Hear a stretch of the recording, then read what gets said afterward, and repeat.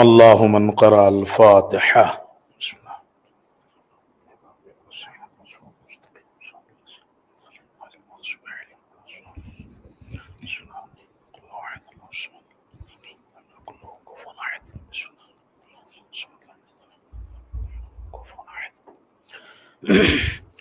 اعوذ باللہ من الشیطان اللعین الرجیم بسم اللہ الرحمن الرحیم الحمد للہ رب العالمین الصلاة والسلام علی اشرف الانبیاء والمرسلین سیدنا و نبینا و شفیع ذنوبنا بالقاسم محمد اللہم صلی علی محمد وعلی آلہ الطیبین الطاہرین المعصومین المظلومین المنتخبین المنتجبین ولعنت اللہ علی اعدائہم اجمعین اما بعد فقد قال اللہ تبارک و تعالی فی کتابہ المجید وقولہ الحق بسم اللہ الرحمن الرحیم ام حسب الذین آمنوا وهم لا یفتنون. صلوات پڑھ دے محمد اور آل محمد پر.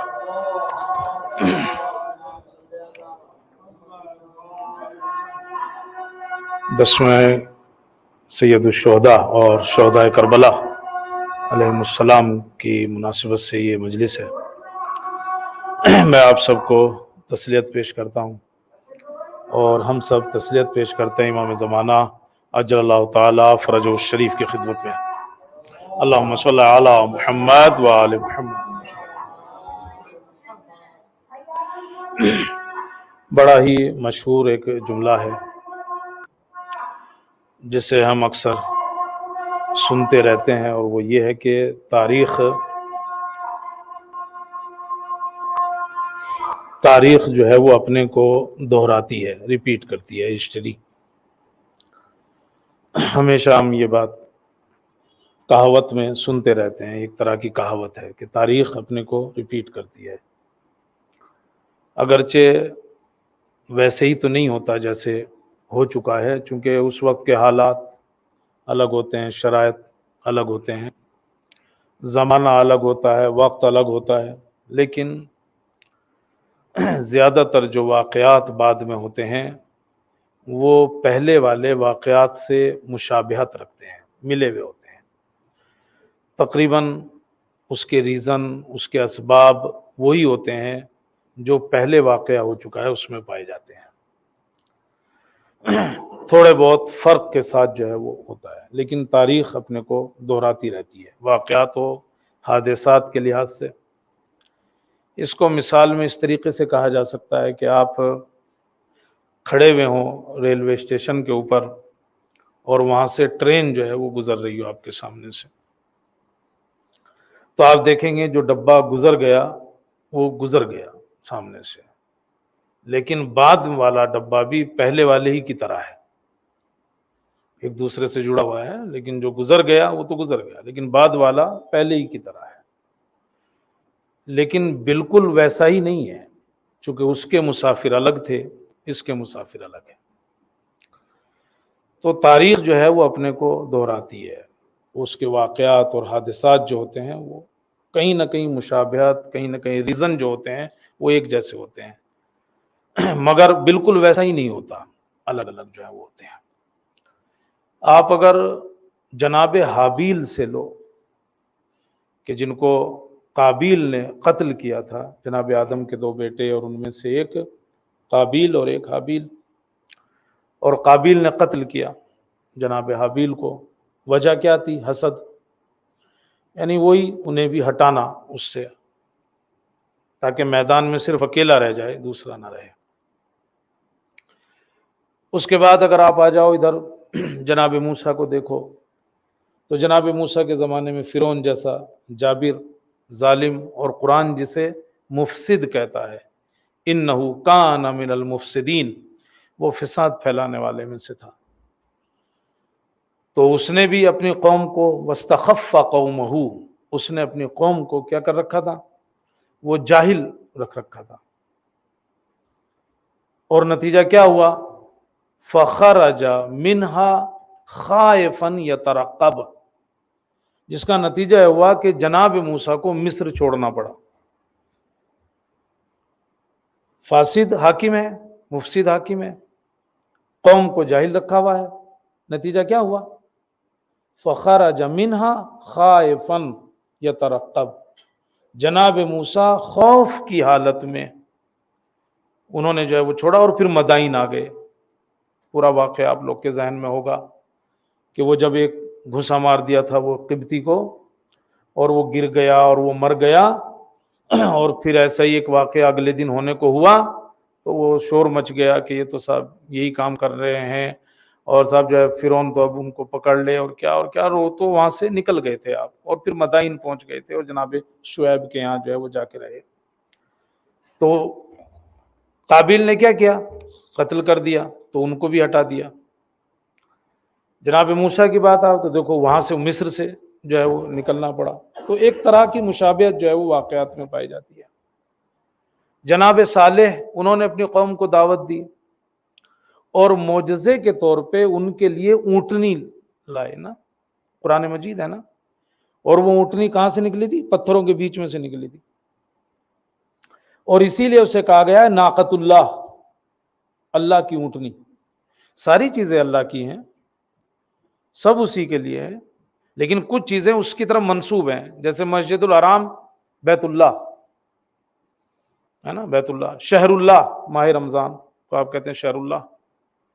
امام حسین کا ایک لقب ہے ثار اللہ، اللہ کا خون، ثار اللہ ہے نا، ابن سارے، ثار اللہ، اللہ کا خون۔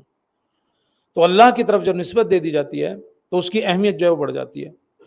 تو جناب صالح کی جو یہ اونٹنی تھی، یہ صرف اونٹنی نہیں رہی، یہ معجزہ تھا، چونکہ پہاڑوں کے بیچ میں سے نکلی تھی، ناقۃ اللہ۔ لیکن ہوا کیا؟ فَأَقَرُوهَا، انہوں نے کیا کیا؟ اس کے پاؤں اڑا دیے، ہے نا، ناقۃ اللہ فَأَقَرُوهَا، انہوں نے اس کے پاؤں جو ہے وہ پے کر دیے، ختم جو ہے وہ کر دیے۔ تو جناب صالح کی تبلیغ کا کوئی گویا اثر نہیں ہوا، ورنہ انہوں نے کہا تھا کہ بھائی اس کو نقصان مت پہنچانا۔ جناب لوط کی بات آ جائیے، جناب لوط کے یہاں جب مہمان آئے تو انہوں نے کہا وَخْرُجُوهُمْ، انہیں نکالو یہاں سے، وَخْرُجُوهُمْ مِنْ قَرْيَتِكُمْ، انہیں اپنے گاؤں سے باہر نکالو مہمانوں کو۔ کیوں نکالے بھائی؟ وجہ اِنَّهُمْ أُنَاسٌ يَتَطَهَّرُونَ، اس لیے کہ لوگ پاک و پاکیزہ ہیں۔ دلیل سمجھ رہے ہیں آپ؟ انہیں باہر نکالو، کیوں؟ اِنَّهُمْ أُنَاسٌ يَتَطَهَّرُونَ، چونکہ یہ لوگ جو ہیں وہ پاک و پاکیزہ ہیں، یعنی خود معاشرہ اتنا گندا ہو چکا ہے کہ اس میں پاک لوگوں کے رہنے کی جگہ نہیں ہے۔ أُنَاسٌ يَتَطَهَّرُونَ، ان کو جو باہر نکال دو، چونکہ یہ ہو چکے ہیں۔ جناب یوسف، خود بھائیوں نے حسد کیا اور کیا کہا؟ اقتلوا یوسف، چلو مل کے یوسف کو قتل کر دیتے ہیں۔ تو کہنے کا مطلب یہ ہے کہ تاریخ اپنے کو دہراتی ہے، ریپیٹ کرتی ہے، سیم تو نہیں ہوتا، ویسی تو نہیں، چونکہ حالات الگ ہوتے ہیں، واقعات الگ ہوتے ہیں، زمانہ الگ ہوتا ہے، مگر چیزیں تقریباً ایک جیسی ہوتی ہیں، کہیں نہ کہیں صرف شخصیتیں بدلتی رہتی ہیں۔ وہاں حابیل تھے، وہاں موسیٰ آ گئے، وہاں نوح آ گئے، وہاں صالح آ گئے ہیں، وہاں جناب لوط آ گئے، اور یہ سلسلہ اگر آپ دیکھو امام حسین تک آ جاؤ اسی طرح سے، یہاں بھی یہی بات ہے، واقعات کہیں نہ کہیں ملیں گے، صرف شخصیتیں جو ہے وہ بدلتی چلی گئی ہیں۔ ہمارا جو اصل، ہماری جو ذمہ داری بنتی ہے وہ ایسے موقع پر وہ یہ بنتی ہے کہ ہم وہ ریزن تلاش کریں، وہ اسباب اور علل ڈھونڈیں کہ جن کی وجہ سے یہ واقعات ہوتے ہیں۔ سب ایک ہی جیسے ہیں نا تقریباً، تھوڑا تھوڑا ادھر ادھر، اور اس کی وجہ کیا ہے؟ کیوں ڈھونڈیں ہم یہ کہ کیوں آخر ایسا ہوا، تاکہ وہ حالات دوبارہ پیدا نہ ہو سکیں اور ہم ان چیزوں سے دور رہ سکیں جن کی وجہ سے وہ حالات پیدا ہوئے۔ تو ہمیں سوچنا پڑے گا کیا ہوا؟ رسول اکرم کو ابھی گئے ہوئے صرف 50 سال ہوئے ہیں، سن 11 ہجری میں رسول اکرم کی وفات ہوئی ہے نا، سن 11 ہجری میں وفات ہوئی ہے، اور سن 60 میں واقع کربلا ہے۔ تو آخر وہ ریزن اور اسباب کیا ہے کہ واقعہ پھر سے اسی طرح ریپیٹ ہو گیا، اگرچہ اور شدت کے ساتھ؟ تو اگر وہ ریزن جان لیے جائیں اور ان سے بچا جائے تو ہو سکتا ہے آگے کوئی ایسا واقعہ رونما نہ ہو، اور کسی کی طرف سے ہو یا نہ ہو، ہماری طرف سے تو کم سے کم وہ اسباب پیدا نہ ہونے چاہیے، چونکہ ابھی تو ہمارا ایک امام باقی ہے۔ سمجھ رہے آپ میں کیا کہنا چاہ رہا ہوں؟ ابھی تو ہمارا ایک امام باقی ہے۔ تو وہ حالات کیا تھے، وہ ریزن کیا تھے، وہ اسباب کیا تھے کہ 50 سال میں اتنا بدل گیا سب کچھ، کہ رسول اکرم کے نواسے کے مقابلے میں 30,000 کم سے کم 30,000 لوگ جو ہے وہ آ کے کھڑے ہوئے۔ آخر کیا ہوا اس زمانے میں؟ اور وہ جو حکام وقت تھے، حاکمان وقت تھے، انہوں نے ایسا کیا کیا اس زمانے میں؟ بہت سے ریزن ہیں جو علماء نے لکھے ہیں، ان میں سے امام کا ایک خط ہے کوفے والوں کے نام، اس کے اندر کچھ ریزن بیان ہوئے، میں ان میں سے کچھ کی طرف اشارہ کرتا ہوں۔ پہلی چیز یہ ہوئی کہ ان لوگوں نے، حاکمان وقت نے، ولایت اور امامت کو کم رنگ کر دیا، لوگوں کو اس سے دور کر دیا۔ ولایت اور امامت سے، ولایت اور امامت جو دین کی بنیاد ہے، جو دین کی اصل ہے، امامت، اس سے جو ہے وہ لوگوں کو دور کر دیا، ہٹا دیا۔ آپ دیکھیں یہ کتنی اہم ہے ورنہ امامت، جہاں رسول نے واقع ذوالعشیرہ میں اپنی نبوت لوگوں تک پہنچائی اور لوگوں کو دعوت دی اللہ کی طرف، اس کے فوراً بعد امام علی کی ولایت کا اعلان کیا۔ وہی پوچھا تھا نا کون ہے تم میں سے جو میری مدد کرے گا؟ آپ نے کہا تھا میں، تو کہا پھر تم میرے خلیفہ ہو، تم میرے وصی ہو، تم میرے وزیر ہو۔ یعنی جہاں سے نبوت شروع کی ظاہری طور پر، وہیں سے امامت کو جو ہے وہ سامنے لائے رسول اکرم۔ غدیر میں تو رسمن اعلان ہوا ہے ولایت کا، ورنہ امامت اور ولایت تو وہیں سے چل رہی ہے، چاہے وہ حدیث منزلت کی صورت میں ہو، چاہے وہ حدیث ثقلین کی صورت میں ہو، چاہے وہ جگہ جگہ رسول اکرم کا جو ہے وہ کنایا اور اشاروں میں یہ بات کرنا ہو، تو یہ سلسلہ تو وہیں سے چلا تھا۔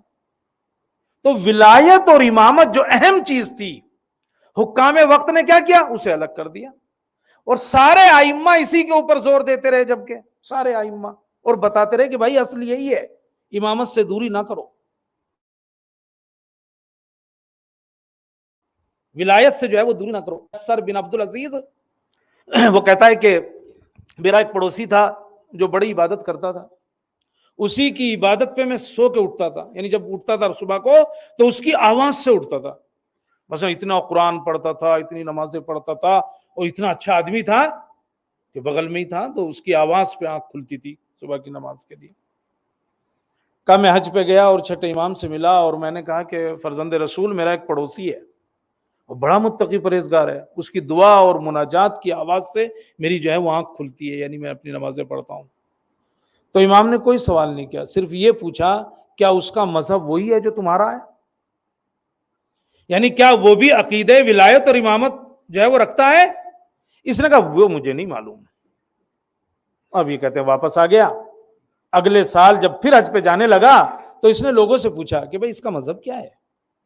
کہا اس کا مذہب یہ اس عقیدے پہ نہیں ہے جس عقیدے پہ تم ہو، یعنی امامت اور ولایت کو نہیں مانتا۔ یہ حج پہ گیا، پھر امام سے ملا، پھر وہی چیز، پھر وہی کہا فرزند رسول میرا پڑوسی ہے اور وہ مجھے جو ہے اس کی عبادت اور مناجات پہ میں اٹھتا ہوں۔ آپ نے پھر وہی سوال کیا، اس کا مذہب وہی ہے جو تیرا ہے؟ کہا نہیں، وہ اس عقیدے پہ نہیں ہے جس پہ میں ہوں۔ تو آپ نے فرمایا پھر مجھے بتا دنیا میں افضل ترین جگہ کون سی ہے؟ اس نے کہا فرزند رسول آپ سے بہتر کون جانے گا؟ کہا تو پھر سنو، سب سے بہترین جگہ مقام ابراہیم اور حجر اسود یا خانہ کعبہ کا دروازہ، اس کے درمیان کی جو جگہ ہے وہ سب سے افضل ترین جگہ ہے۔ خانہ کعبہ میں مقام ابراہیم اور رکن کے درمیان کی جو جگہ ہے سب سے افضل جگہ ہے۔ اور کہا دوسرے مسجد نبوی میں منبر رسول اور قبر رسول، اسے کہا گیا نا روضۃ من ریاض الجنہ، جنت کے باغوں میں سے ایک باغ ہے، یعنی زمین میں افضل ترین جگہ رکن اور مقام ابراہیم کے درمیان کی جگہ ہے، یا پھر روضہ رسول اور منبر رسول کے درمیان کی جگہ ہے۔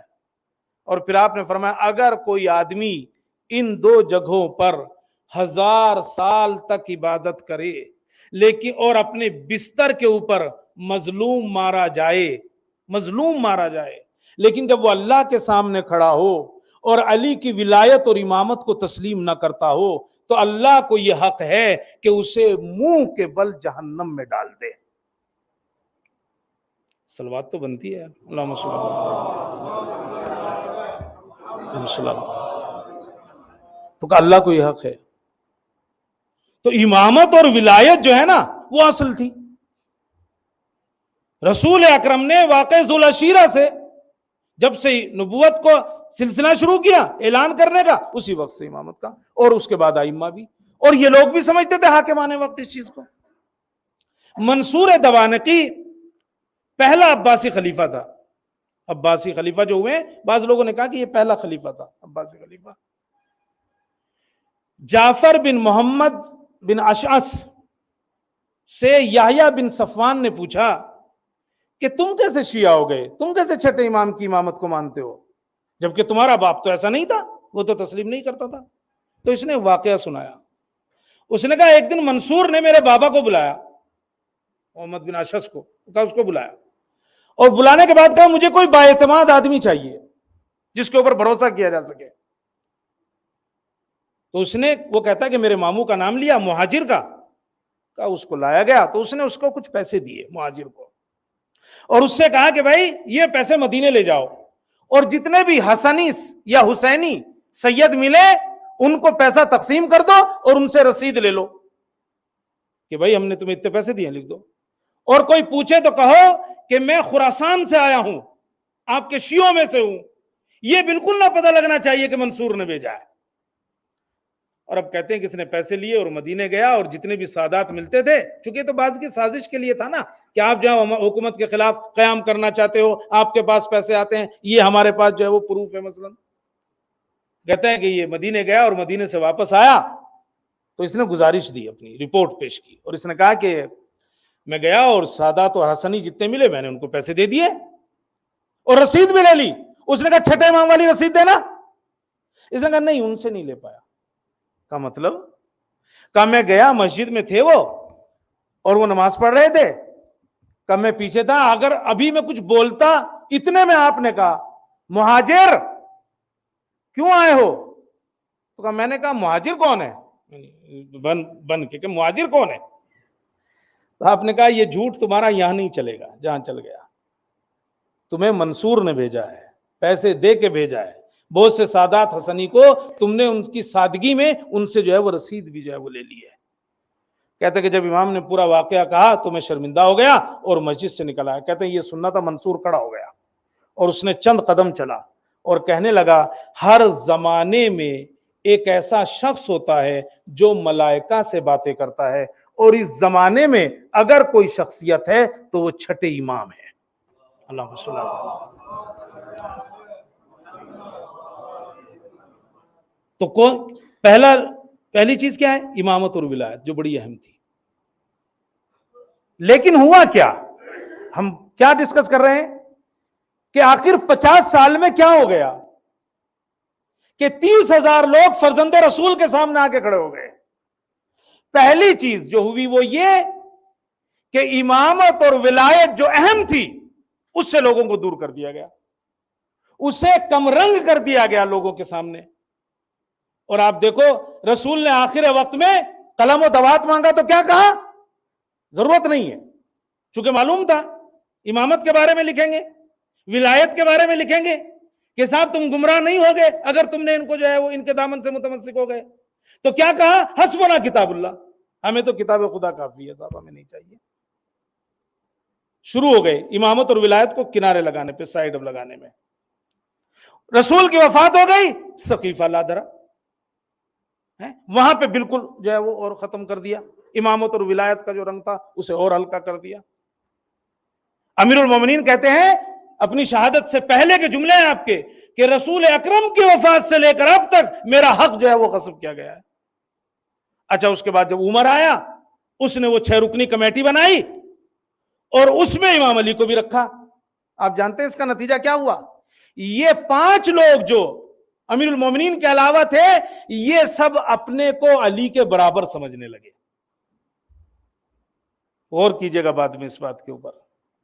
ابھی تک یہ اس منزل پہ نہیں سمجھتے تھے، لیکن جب اس کمیٹی میں آ گئے تو کہا ہم بھی اسی منزل کے ہیں جس منزل کے علی ہیں، چونکہ اسی کمیٹی میں ہیں جس میں سے خلیفہ بننا ہے. تو عمر نے دیکھیے کیا کام کیا، جبکہ امیر المومنین نے اسی کمیٹی میں کہا تھا کہ قسم کھا کے بتاؤ تم میں کوئی ہے جس کے بارے میں رسول نے کہا ہو من کنت مولا ہو فہذا علی مولا. تو سب نے کہا تھا ہم قسم کھا کے کہتے ہیں آپ کے علاوہ کوئی نہیں ہے. مگر امامت کو سائیڈ پہ لانا، اس کو جو ہے وہ کم رنگ کر کے جو ہے وہ دکھانا. تو رسول کی زندگی سے شروع ہوا، سقیفہ آ گیا، عمر کی شورا آ گئی، اور اس کے بعد یہ سلسلہ چلتا رہا، سائیڈ میں لگاتے رہے. اور کربلا میں امام حسین سامنے کھڑے ہیں اور کہہ رہے ہیں میں فرزند رسول ہوں، میں فرزند زہرا ہوں، میں فرزند علی ہوں، لیکن کوئی ماننے کو تیار نہیں. تو کوئی اثر نہیں ہوتا. کیوں ہوا یہ؟ تو پہلا سبب وہ جو اصل چیز تھی اسے کیا کر دیا؟ اسے سائیڈ میں لگا دیا، کم رنگ کر دیا. اور لوگ بالکل ایسے ہو گئے جیسے انہیں امامت سے اور رسول اکرم کے خاندان سے کوئی وہی نہ ہو. ربیع بن خیثم ان 8 عابدوں میں سے ہے جو اس وقت مشہور تھے. 8 عابد جس نے 20 سال تک اپنی زبان پر ذکر خدا کے علاوہ کوئی دوسرا کلمہ جاری نہیں کیا تھا. 20 سال تک. امیر 3 اماموں کا زمانہ دیکھا ہے، امام علی کا زمانہ، امام حسن کا زمانہ، امام حسین کا زمانہ. امام حسن سے جنگ صفین میں اس نے کہا تھا مجھے شک ہو رہا ہے کہ ہم جن سے لڑ رہے ہیں یہ صحیح ہے کہ نہیں، چونکہ وہ بھی قبلہ کی طرف لوگ کے نماز پڑھتے ہیں، وہ بھی مسلمان ہیں، شہادتین کی گواہی دیتے ہیں، لہذا مجھے شک ہے کہ ہم صحیح ہیں کہ نہیں. آپ مجھے ایسا کرو، اجازت دو کہ میں کہیں اور چلا جاؤں. اور امام نے پھر بارڈر پہ بھیجا تھا اس کو، تاکہ سامنے والے یا کافر ہوں گے یا مشرک ہوں گے. آپ دیکھیں امام علی کے ساتھ رہ کے یہ حال تھا. مگر جو میں بات کہنا چاہتا ہوں وہ یہ، امام حسین کی شہادت کی خبر جب اسے ملی، 20 سال تک اپنی زبان پر کوئی کلمہ جاری نہیں کیا سوائے ذکر کے. جب امام حسین کی خبر شہادت ملی تو اس نے ایک جملہ کہا، واہ ہو اس امت کے اوپر کہ اس نے فرزند رسول کو قتل کر دیا. ایک جملہ. اور اس کے بعد بھی کیا کہتا ہے؟ کیوں آخر میں نے یہ جملہ کہا. یعنی اس پہ بھی افسوس کر رہا ہے کہ میں نے یہ جملہ بھی کیوں کہا. آپ سمجھ رہے ہیں امامت کو کہاں لگ دیا. امامت کو وہ جو ریزن و اسباب ہیں کہ کیسے 30,000 لوگ امام حسین کے سامنے آ کے کھڑے ہو گئے، ایک سبب یہ ہے کہ وہ امامت اور ولایت جو اہم ترین جز تھا اسے جو ہے وہ سائیڈ پر رکھ دیا، اسے کم رنگ جو ہے وہ کر کے دکھا دیا. دوسری چیز جو امام اپنے اس خط میں ارشاد فرماتے ہیں، وہ کہتے ہیں دین سے دور کر دیا لوگوں کو. دین بہت اہم ہوتا ہے لوگوں کے لیے. دین کتنا اہم ہوتا ہے. حمید ابن قیتبہ کا وہ مشہور واقعہ، عبداللہ بن بزاز کہتا ہے کہ میں اس کے پاس آیا جایا کرتا تھا. ایک بار ماہ رمضان میں اس کے پاس گیا تو دیکھا دسترخوان لگائے بیٹھا ہے. مجھ سے بھی کہنے لگا آؤ کھاؤ. میں نے کہا بھائی بیمار ہو کیا تم؟ کہا نہیں. تو کہا میں تو روزے سے ہوں، پھر تم کیوں کھا رہے ہو اگر بیمار بھی نہیں ہو؟ اس نے کہا میرا کوئی فائدہ نہیں ہے روزہ رکھنے کا، چونکہ اللہ جو ہے مجھے ثواب دے گا نہیں. کہا بھائی اتنا کیوں مایوس ہوتا ہے؟ اور اس نے پھر وہ واقعہ بتایا کہ ہارون نے مجھے ایک رات بلوایا اور بلا کے یہ پوچھا کہ یہ بتاؤ تم مجھے کتنا چاہتے ہو؟ کہا اپنے جان و مال سے زیادہ. کہا اس نے سر جھکا لیا. کہا جاؤ. میں گھر آیا، تھوڑی دیر میں پھر قاصد آ گیا کہ تمہیں بلایا. میں نے سوچا آج تو گئی جان. پھر بلایا، پھر اس نے کہا کہ مجھے کتنا چاہتے ہو؟ کہا جان مال اولاد سے بھی زیادہ چاہتا ہوں. اس نے پھر سر جھکا لیا. کہا جاؤ. میں پھر چلا. تھوڑی دیر بعد پھر قاصد آیا اور پھر مجھے بلوا لیا. کہا مجھے کتنا چاہتے ہو؟ کہا میں نے کہا جان مال اولاد اور اپنے دین سے بھی زیادہ. جب کہا نا اپنے دین سے بھی زیادہ، تو اس نے کہا یہ لو تلوار اور اس غلام کے ساتھ جاؤ جہاں یہ جاتا ہے. کہتا ہے کہ وہ غلام مجھے لے کے گیا ایک گھر میں، دروازہ کھولا، اس کے 3 کمرے تھے، اس کے صحن میں جو ہے کنواں تھا، اور ایک کمرے کا دروازہ کھولا اور اس میں سے 20 سادات کو نکالا اور کہا انہیں قتل کر دو. میں نے 20 کو قتل کر دیا. وہ اٹھا کے کنویں میں ڈالنے لگا. دوسرے کمرے کا دروازہ کھولا, اس میں سے 20 سادات کو نکالا, میں نے ان کو بھی قتل کر دیا. تیسرے کمرے کا دروازہ کھولا, اس میں سے 20 سادات نکلے, 19 میں نے قتل کر دیے. جب 20ویں کو قتل کرنے لگا تو وہ ایک بوڑھا تھا, اس نے کہا تجھے شرم نہیں آتی؟ کل جب رسول پوچھیں گے تو کیا جواب دے گا کہ تو نے ان کی اولاد کو کس جرم میں قتل کیا؟ کہا جیسے ہی اس نے جملہ کہا میرے ہاتھ سے تلوار چھوٹ گئی, میرے ہاتھ سے تلوار چھوٹ گئی. لیکن غلام نے کہا تلوار اٹھاؤ, سوچتے کیا ہو, قتل کرو. میں نے کہا کیسے کروں؟ کہا اب کیا سوچ رہے ہو, تم نے تو اپنا دین بھی بیچ دیا نا. دین آخری چیز تھی. دوسرا ریزن جو کربلا میں امام حسین کے سامنے 30,000 لوگ آ کے کھڑے ہو گئے, لوگوں کو دین سے دور کر دیا گیا. چونکہ حکام وقت جو تھے نا وہ اصلاً دین کو مانتے ہی نہیں تھے. دین کو مانتے نہیں تھے وہ لوگ. کیسے؟ مغیرہ بن شعبہ کا بیٹا مطرف وہ یہ کہتا ہے کہ میرا بابا ہر روز معاویہ کے پاس جاتا تھا اور آ کے بڑی بڑی تعریفیں مارتا تھا اس کی, اتنا عقل مند ہے, فلاں ہے, یوں ہے, تو ہے. ایک دن آیا منہ بنا ہوا تھا, تو میں نے اس سے پوچھا کیا ہوا؟ تو کہا جئت من اکفر الناس, میں سب سے بڑے کافر کے پاس سے آ رہا ہوں. کہا آج تک تو بڑی تعریفیں مارتا تھا اس کی, آج کیا ہو گیا؟ جئت من اکفر الناس, سب سے بڑے کافر کے پاس سے آ رہا ہوں. ہوا کیا ہے؟ کہنے لگا ہم بیٹھے ہوئے تھے, سب چلے گئے, میں ہی اکیلا رہ گیا, تو میں نے معاویہ سے کہا معاویہ اب تو بوڑھا ہو گیا ہے, اور اب یہ سب چھوڑ دینا, نیک کام کر تاکہ لوگ تجھے یاد رکھیں, اور بنی ہاشم سے بھی اچھا برتاؤ کر, ابھی ان کے پاس کچھ بچا نہیں ہے. تو کہتے ہیں کہ اس نے میرے اوپر لعنت بھیجی اور کہا کہ کیا ہوگا اچھا برتاؤ کر کے؟ ابو بکر نے کر لیا, تاریخ میں نام کے علاوہ کچھ نہیں رہا. عمر نے انجام دیا, تاریخ میں نام کے علاوہ کچھ نہیں رہا. اور کہا اگر کچھ باقی ہے تو اذان میں صرف محمد کا نام باقی ہے. یعنی 5 مرتبہ اگر کوئی نام لیا جاتا ہے تو وہ صرف رسول کا نام ہے جو لیا جاتا ہے. اور کہتا ہے لا واللہ الا دفنن دفنا, میں جب تک چین سے نہیں بیٹھوں گا جب تک کہ اس نام کو نہ مٹا دوں. دوسرا سبب کیا ہے؟ امام حسین کے سامنے 30,000 لوگ, دین سے دوری. آپ کہو گے دین سے دوری کا مطلب کیا ہے؟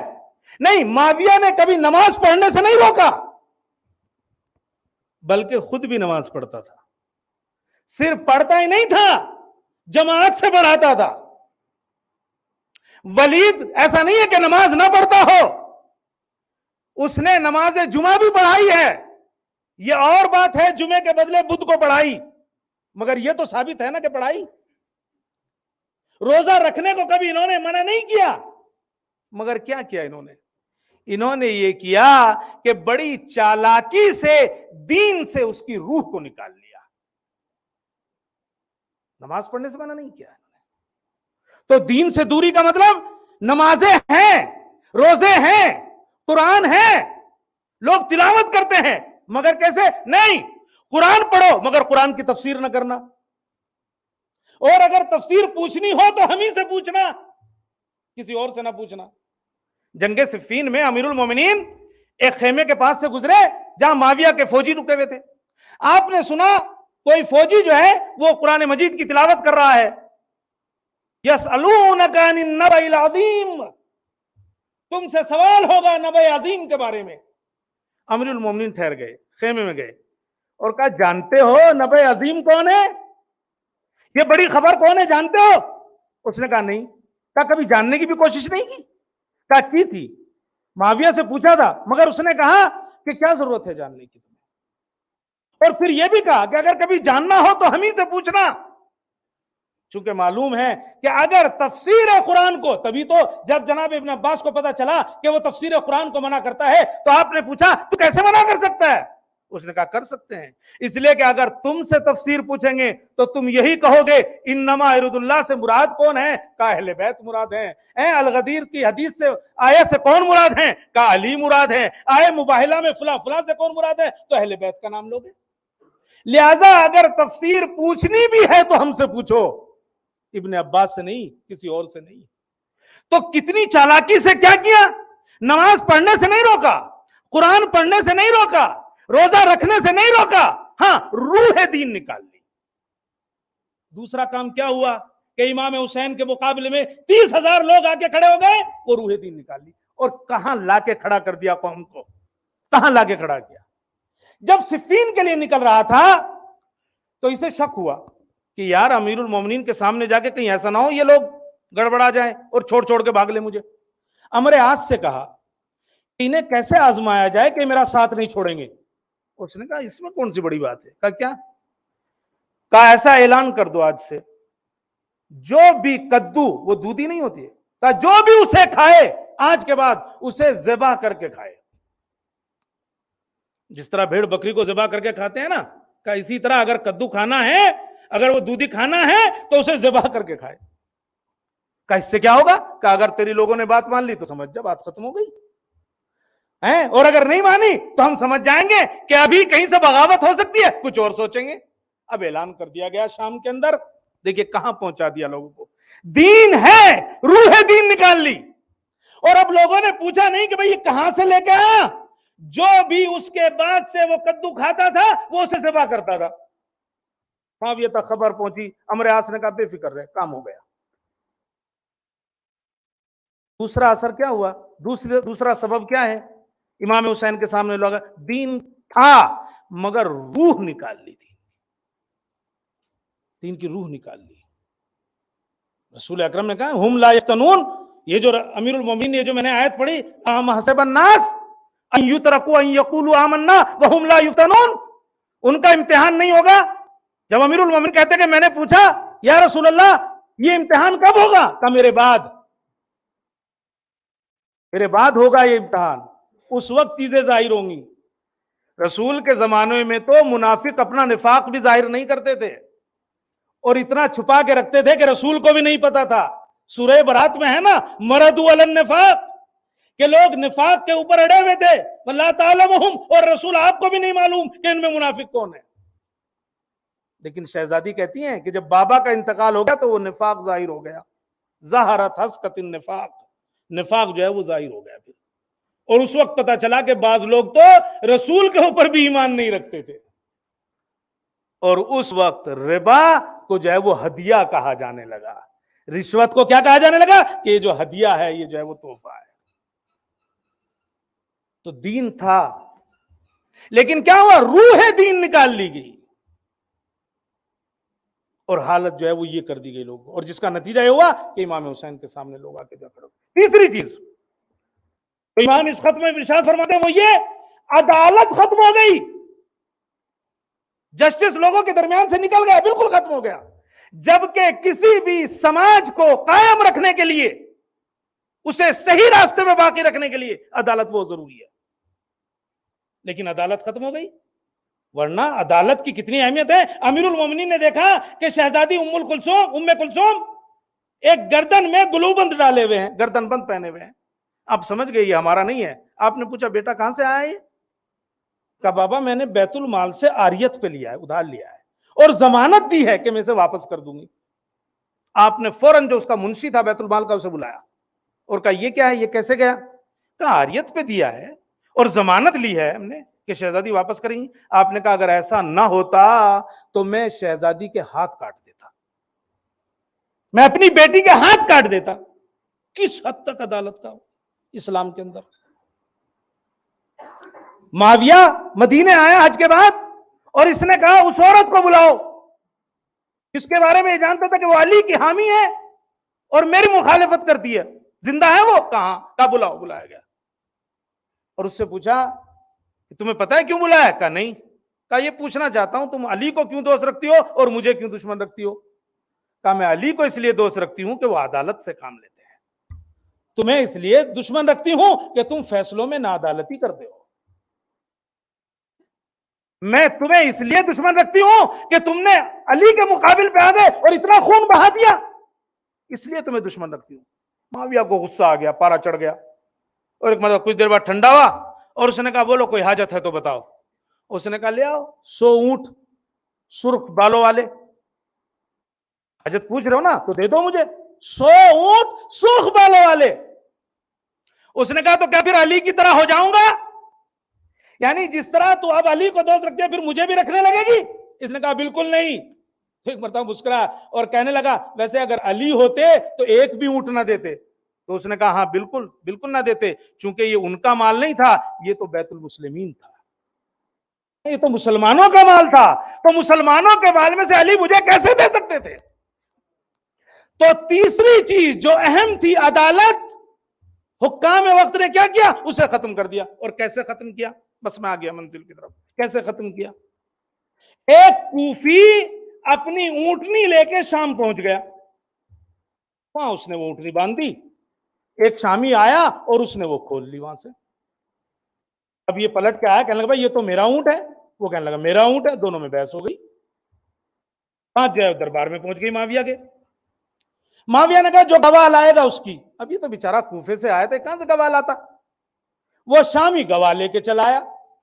معاویہ نے کہا کہ بھائی جو گواہ لایا یہ اس کا مال, لہذا وہ شامی کی ہو گئی. تو اس نے کوفی نے کہا یہ اونٹ اونٹ کہہ رہا ہے کب سے, یہ اونٹ نہیں ہے یہ اونٹنی ہے. مگر اب بات سنیے گا جو میں کہہ رہا ہوں, ارے یہ کب سے اونٹ اونٹ چلا رہا ہے. کوفی نے کہا یہ اونٹ نہیں ہے اونٹنی ہے, یہ تو دیکھ لے. معاویہ نے کہا اب تو فیصلہ ہو گیا, اس کی ڈبل قیمت لے لے مجھ سے. مگر اب فیصلہ ہو گیا. دیکھیے عدالت کو کس جگہ پہ پہنچایا گیا, فیصلہ ہو گیا, ڈبل قیمت لے لے. اور ایک مرتبہ جب وہ کوفی چلنے لگا تو اس سے کہا ایک بات اور, رک جا, جا کے علی سے کہہ دینا کہ میرے پاس ایسی 1,00,000 فوج ہے جسے میں ان کے مقابل میں لے کے آ رہا ہوں کہ جسے اونٹ اور اونٹنی کے بارے میں بھی پتہ نہیں ہے. جسے اونٹ اور اونٹنی کا فرق نہیں معلوم, وہ علی اور معاویہ میں کیا فرق کرے گی. صلوات پڑھ دے محمد اور آل محمد پر.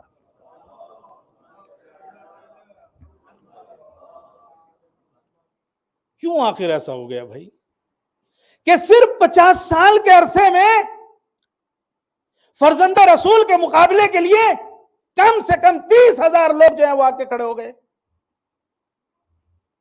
اس لیے کہ ولایت اور امامت کو سائیڈ میں لگا دیا گیا, اس لیے کہ دین سے جو ہے وہ لوگوں کو دور کر دیا گیا, اس لیے کہ عدالت نام کی چیز لوگوں کے درمیان سے ختم کر دی گئی. حکام وقت نے یہ سارے کام کیا. اور چوتھی اور آخری بات, اور 2 منٹ, چوتھی چیز تقدس, جو چیزوں کا تقدس تھا, رسپیکٹ تھی, وہ ان سے لے لی گئی. بہت اہم بات ہے. امام فرماتے ہیں چوتھی چیز, اسلام میں بہت سی چیزیں ہیں جن کا بڑا احترام ہے. مسجد ہے, احترام ہے, فیملی ہے, احترام ہے, محرم و نامحرم کا مسئلہ ہے, احترام ہے, ساری چیزوں کا احترام ہے. کیا کیا, ان سب سے وہ تقدس لے لیا گیا. ان کی جو قداست تھی وہ لے لی گئی. مسجد ہے مگر حرمت نہیں, کعبہ ہے مگر اس کا احترام نہیں. اسلام کہتا ہے فیملی, اس کی ایک رسپیکٹ ہے, حرمت ہے, ختم کر دی گئی. یہ ساری چیز, محرم و نامحرم مسئلہ ہے, مسافہ نہیں کر سکتے, ایک دوسرے کو نہیں دیکھ سکتے, ایک دوسرے سے ایسی باتیں نہیں کر سکتے, سب چیزیں ختم کر دی گئی, لے لی گئی. اور جب تقدس چیزوں کا ختم ہو جاتا ہے نا, تو جانتے ہیں کیا ہوتا ہے, بس ایک جملہ, جانتے ہیں کیا ہوتا ہے, پھر گناہ کا جو قب ہے نا, جو گناہ کا برا ہونا ہے نا, انسان کے ذہن سے وہ ختم ہوتا چلا جاتا ہے. پھر آدمی گناہ کو برا نہیں سمجھتا, گناہ کی جو برائی ہے نا وہ ختم ہو جاتی ہے. پھر وہ شرم نہیں کرتا, وہ اس کو انجام دیتا ہے, ماں باپ کے سامنے بھی, اساتذہ کے سامنے بھی, اپنے بزرگوں کے سامنے بھی, اپنی کمیونٹی میں بھی, اپنے سماج میں بھی, چونکہ اسے پتا ہے کہ اس کو کوئی برائی نہیں سمجھے گا. قب ہے گناہ, ختم ہو جاتا ہے. گناہ کا جو برا ہونا ہے وہ ختم ہو جاتا ہے. کیا کیا ان حکام نے 50 سال میں, اس سال میں 50 سال میں چوتھا کام یہ کیا انہوں نے کہ وہ تقدس ختم کر دیا. اور جب وہ تقدس ختم ہو جاتا ہے نا, تو پھر قب گناہ ختم ہو جاتا ہے, پھر گناہ برا نہیں لگتا ہے. اب وہ چاہے سامنے فرزند رسول ہی کیوں نہ ہو, چاہے وہ سامنے فرزند رسول ہی کیوں نہ ہو. اور کس حد تک پہنچتے ہیں جانتے ہیں, وہ جملہ پتہ نہیں آپ نے سنا کہ نہیں سنا ہوگا, تو مصائب میں ضرور سنا ہوگا, اور ہو سکتا ہے ہم نہیں پڑھا ہو.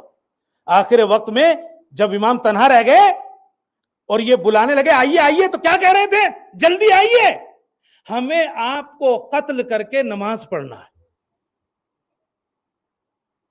دیری نہ کیجئے، ہمیں دیر ہو رہی ہے نماز پڑھنے میں، ہم پہلے آپ کو قتل کر دیں، اس کے بعد ہم اپنی نماز بھی تو پڑھنا ہے ہمیں۔ جب چیزوں کا تقدس لے لیا جائے نا، تو وہ آنکھیں جنہوں نے دیکھا ہے کہ رسول نے امام حسین کے ساتھ کیا اعمال انجام دیے ہیں، مگر چونکہ وہ تقدس لے لیا گیا ہے، اب بات ختم ہو گئی ہے۔ دیکھا ہے انہوں نے کہ رسول نے اپنے ہونٹوں کو سے بوسہ لیا ہے اس گلے کا، لیکن ہوا کیا ہے؟ شمر جب چلتا ہے تو خنجر کو پتھر کے اوپر مارتا ہوا چلتا ہے، تاکہ وہ خنجر کیا ہو جائے؟ کند ہو جائے، اس کی دھار جو ہے وہ تیز نہ رہے۔ کیوں ایسا کر رہا ہے کہ دھار تیز نہ رہے؟ ایسا اس لیے کر رہا ہے تاکہ حسین کو شہید کرتے وقت انہیں زیادہ اذیت ہو۔ اللہ اکبر۔ تو بات یہ نہیں ہے کیوں ہوا یہ سب، چونکہ وہ تقدس ختم کر دیا گیا ان 50 سالوں کے اندر، حتیٰ کہ فرزند رسول سامنے کھڑا ہے، کہہ رہا ہے انا ابن فاطمہ، انا ابن علی، میں علی کا بیٹا ہوں، میں فاطمہ کا بیٹا ہوں، مگر کوئی سننے کو تیار نہیں ہے۔ اور اس کے ساتھ اس طرح کا عمل ہے، اس طرح سے تقدس جو ہے وہ پامال ہوا۔ جب تقدس پامال ہو جاتا ہے تو ایسے ہوتا ہے۔ جناب فضا نے آ کے کہا تھا نا، کہتے ہیں کہ آج 10واں ہے، شہداء کا جو ہے وہ 10واں ہے، اگرچہ ان کا نہ سویم منایا گیا نہ 10واں منایا گیا۔ شہزادی آئیے، آج ہم بیٹھے ہیں آپ کے بیٹے کا 10واں منانے کے لیے۔ کہتے ہیں کہ جو پہلا حکم آیا ہے، صرف شہادت جس طرح سے ہوئی ہے، صرف بات یہیں تک نہیں رکی ہے، بلکہ کیا ہوا؟ حکم دیا گیا کہ گھوڑوں کی نال بندی کی جائے۔ فضا نے آ کے خبر دی، شہزادی بڑی بری خبر ہے۔ اب اس سے بڑی بری خبر کیا ہوگی؟ میرے بھائی کو تو شہید کر دیا گیا۔ کہا نہیں شہزادی، حکم دیا گیا کہ گھوڑوں کی نال بندی کی جائے۔ اللہ، اور عجیب جملہ ہے، کہتے ہیں بعض لوگ یہ کہتے ہیں کہ عمر سعد نے یہ کہا تھا کہ کون ہے تم میں جو سینے کی ہڈی کو کمر سے ملا دے؟ جو سینے کی ہڈیوں کو کمر سے ملا دے، تم میں کون ہے؟ 10 حرام زادے کھڑے ہوئے اس کام کے لیے۔ اللہ اکبر۔ اور راوی کہتے ہیں کہ جب گھوڑے دوڑا رہے تھے تو ہڈیوں کے چٹکنے کی آوازیں آ رہی تھی، ہڈیوں کے چٹکنے کی آوازیں آ رہی تھی۔ اللہ اکبر۔ اور کیا بات یہیں ختم ہو گئی؟ نہیں، اب دوسرا حکم آیا، لوٹ لو، لاش حسین کو لوٹ لو۔ تو کہتے ہیں لوٹنے والے آئے، امام کے ہاتھ میں دیکھا انگوٹھی ہے، انگوٹھی نہیں اتر رہی ہے تو انگلی کاٹ دی۔ نام ہے تاریخ میں، امام کے جنازے کو لوٹا گیا ہے، انگوٹھی اگر چاہیے اور نہیں اتر رہی تو انگلی کاٹ دی۔ عمر سعد آیا، سرا لے گیا۔ عزیزو، میں زیادہ سخت مذاہب پڑھنے کا حدی نہیں ہوں، لیکن کیا کروں؟ سعید بن مسیب چوتھے امام کا شاگرد کہتا ہے نا کہ میں نے دیکھا ایک آدمی کو خانہ کعبہ کا پردہ پکڑے ہوئے ہیں اور کہہ رہا پروردگار ویسے تو مجھے معاف کرنے والا نہیں ہے۔ تو کہتا میں نے کہا کیا مایوسی والی باتیں کر رہا ہے، کیوں معاف نہیں کرے گا، ایسا کون سا گناہ ہو گیا؟ تو ایک مرتبہ پلٹ کے کہتا ہے کہ میں مدینے سے امام کے ساتھ تھا، امام کی کمر میں ایک بیلٹ، ایک کمر بند تھا جو یزدگرد نے جو ہے انہیں دیا تھا۔ وہ کہتے بڑا قیمتی تھا، میری نظر اس کے اوپر تھی، عاشور کے دن میں تو چھپ گیا تھا، لیکن جب مجھے پتا چلا کہ امام کو شہید کر دیا گیا تو میں نے سوچا جاؤں اور وہ کمر بند آپ کے قبر سے جو ہے وہ کھول لوں۔ کہ جب میں گیا تو دیکھا کمر بند موجود تھا، کہ میں نے چاہا کہ وہ بیلٹ، وہ کمر بند نکالوں، لیکن امام کا ہاتھ اس بیلٹ کے اوپر آ گیا۔ میں نے بہت کوشش کی کہ اس ہاتھ کو ہٹاؤں مگر نہ ہٹا، تو میں نے ایک بغل میں تلوار پڑی تھی ٹوٹی ہوئی، اسے اٹھایا، امام کے ہاتھ کو کاٹ دیا۔ ارے پھر دوسرا ہاتھ آ گرا، میں نے دوسرا ہاتھ بھی کاٹ دیا۔ اللہ اکبر۔ کہ اتنے میں نے دیکھا کہ ایک معظمہ ہے، رسول اکرم ہے، امام حسن ہے جو تشریف لائے ہیں۔ کہتا ہے میں لاش کے پاس جا کے چھپ گیا کہ ایک مرتبہ رسول کی نظر پڑی اور آپ نے پلٹ کے کہا اے ظالم، ارے میرے بیٹے نے تیرا کیا بگاڑا تھا کہ تو نے اس کے ہاتھوں کو کاٹ دیا؟ اللہ اکبر، اجرکم اللہ۔ جب تقدس پامال ہو جاتا ہے چیزوں کا تو نوبت یہ ہوتی ہے کہ انگوٹھی چاہیے تو انگلی کاٹ دی گئی، اگر بیلٹ چاہیے، کمر بند چاہیے تو ہاتھوں کو جو ہے وہ کاٹ دیا گیا۔ اللہ اکبر۔ بات یہی نہیں رکی ہے، کہتے ہیں کہ بعد میں خیام کو لوٹنے کا حکم دیا ہے۔ شہزادی زینب کہتی ہیں کہ میں اس خیمے میں تھی جس خیمے میں سید سجاد تھے کہ نیلی آنکھوں والا ایک شخص داخل ہوا اور سید سجاد جو ایک کھال کے اوپر لیٹے ہوئے تھے، ارے اس کھال کو اس طریقے سے کھینچا کہ منہ کے بل زمین پہ آ گرے۔ اللہ اللہ۔ اور کہتی ہے شہزادی اس کے بعد میرے سر سے چادر چھین لی۔ فاطمہ بنت الحسین کہتی ہے اور اس کے بعد ایک شقی میری طرف بڑھا اور کہا میرے کانوں میں چھوٹے چھوٹے گوشوارے تھے، کہا انہیں اتارا نہیں بلکہ چھینا۔ ارے میں خون سے تر ہو گئی، اجرکم اللہ، بے ہوش ہو کے زمین پہ گری۔ جب ہوش آئی تو میں پھوپھی کی گود میں تھی، میرے سر پہ چادر نہ تھی۔ میں نے کہا پھوپھی جان ارے مجھے چادر دے دیجئے، لوگ دیکھ رہے۔ شہزادی نے پلٹ کر کہا بیٹا صرف تم ہی بے ردا نہیں ہو، ہم میں سے کسی کے سر پر ردا نہیں ہے۔ اجرکم اللہ۔ عزیزو 11 محرم آئی اور اب یہ قافلہ چلا، بس آخری جملے ہیں۔ عزیزو ان اونٹوں پہ بٹھایا گیا جن کے اوپر کجاوا نہیں تھا۔ ارے بے کجاوا اونٹوں کے اوپر بیٹھنا بہت مشکل ہے، اور اس سے بھی مشکل یہ تھا جناب سکینہ کو اکیلے بٹھایا گیا تھا۔ ایک مرتبہ شہزادی نے کہا پھوپھی جان ارے شمر سے کہیے مجھے آپ کے پاس بٹھا دے، میں اکیلی نہیں بیٹھ پاؤں گی۔ آپ نے شمر سے کہا، شمر نے کہا ارے ہم انتظام کرتے ہیں، لیکن انتظام کے بدلے میں ایک رسی لایا۔ شہزادی کو سینے کے بال اونٹ کی پشت کے اوپر لٹایا، چاروں طرف سے رسی پور دی، اونٹ جیسے جیسے چلتا تھا شہزادی کا سینہ زخمی ہوتا چلا جاتا تھا۔ ارے یہی تو وہ زخم تھے جب شہزادی کی شہادت ہوئی، جب شہزادی سکینہ کا زندان میں انتقال ہوا اور غسالہ کو لایا گیا تو اس نے پوچھا تھا اے بی بی یہ بتاؤ کیا یہ بچی کسی مرض میں مبتلا تھی؟ کہا کیوں کہہ رہی ہو؟ کہ اس کے کپڑے اس کے بدن سے چپکے ہوئے ہیں، ارے پورا بدن زخمی ہے۔ شہزادی نے سر پیٹ کے کہا ارے یہ بیمار نہ تھی، یہ دروں کے نشان ہیں، یہ اونٹ پہ لٹائے گئے زخم ہیں جو شہزادی کو آئے ہیں۔ انا للہ و انا الیہ راجعون۔ ماتم حسین۔